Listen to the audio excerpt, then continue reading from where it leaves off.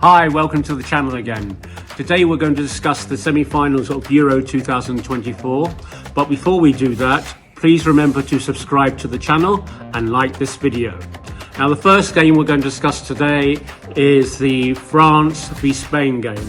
Now, on the past games that have been played, most people say, yes, Spain are going to win this without any problems.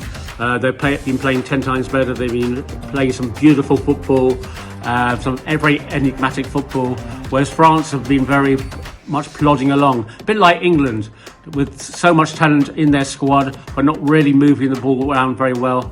Mbappe has not been playing very well.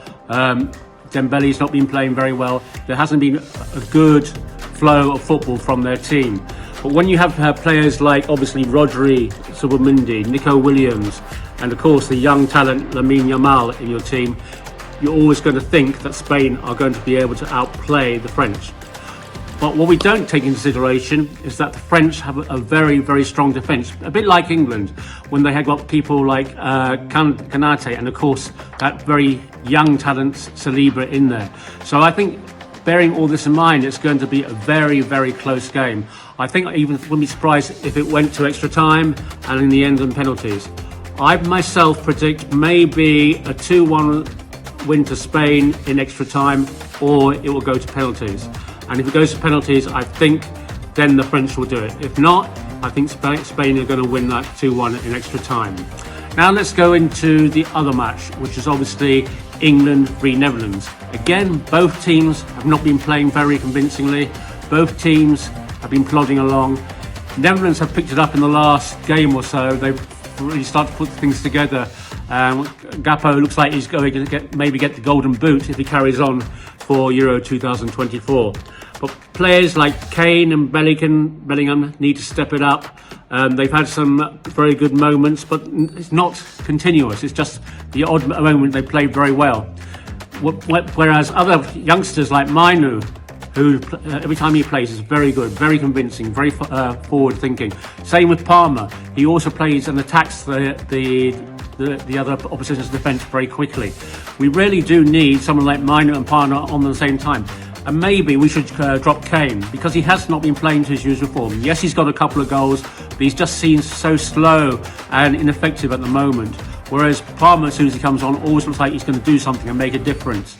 And then you also have obviously players like Gueye in defence, and also other people like Ivan Toney, who should be coming on as well. Because Ivan Toney, I personally think he'd do much better and cause much more problems against the Holland team than having Kane up front. So I myself would rather see Ivan Toney up there from the beginning, and maybe bring on Kane later, so do it the other way round from normal. On midfield, Rice has been playing much better. Bellingham is okay, still not to the standards we expect of Bellingham, although he did have a few decent runs in the last game. But the team, if England really want to get through, they really need to start playing as a team, not as individuals. So there were some great moments of individuality in the last game. With Saka, of course, with that brilliant goal. He was looking very effective all game, actually. He was one of the better players in the last game against the other team.